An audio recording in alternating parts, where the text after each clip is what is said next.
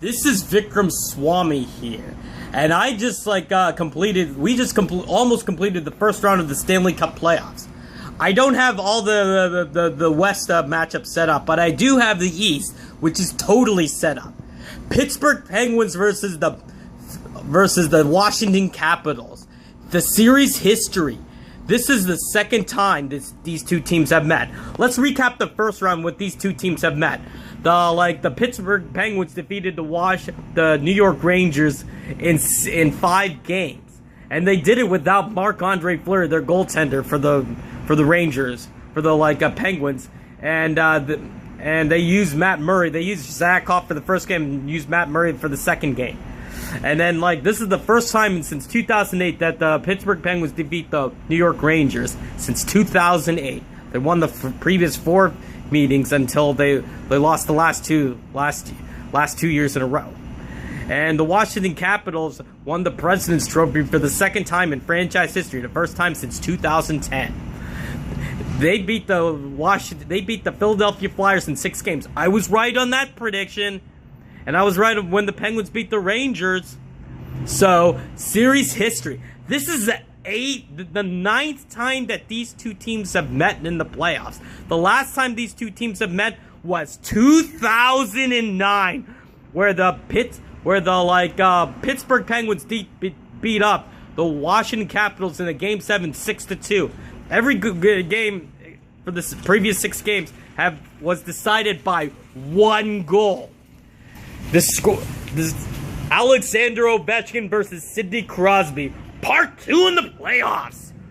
I give the edge a little bit of both teams can score. Both teams have Malkin and Crosby, Ovechkin and Backstrom. They have TJ Oshie and Justin Williams. We have Chris Krunic and Phil Kessel.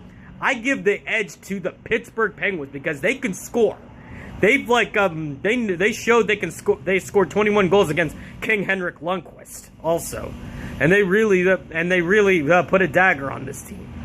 Pittsburgh is 2-0 on the road, while Washington is 2-1 at home in this year's playoffs. They're going to put Matt Murray as their hot goaltender right there. Defense, I give the edge to the Washington Capitals because they got some guys named Brooks Orpik, the former Penguin. They got some guy named Matt Niskanen. And Carl Alsner is their defenseman. And for the Penguins, for defense, they got Letang. They got Oli Mata. They got Chris Letang. And they got Rob Scuderi or Trevor Daley. Those are the guys on defense. I give the defensive edge to Washington. Goaltending, Braden Holtby was spectacular. He allowed 0.8 goals per game in that series, while Murray just and his team allowed 10 goals in the 5-game series against the New York Rangers. I give the edge to Braden Holtby because he had a tremendous year. And all of a sudden, with 47 victories, tying Marty Bredore's record, he would have broken the record, but he sat out.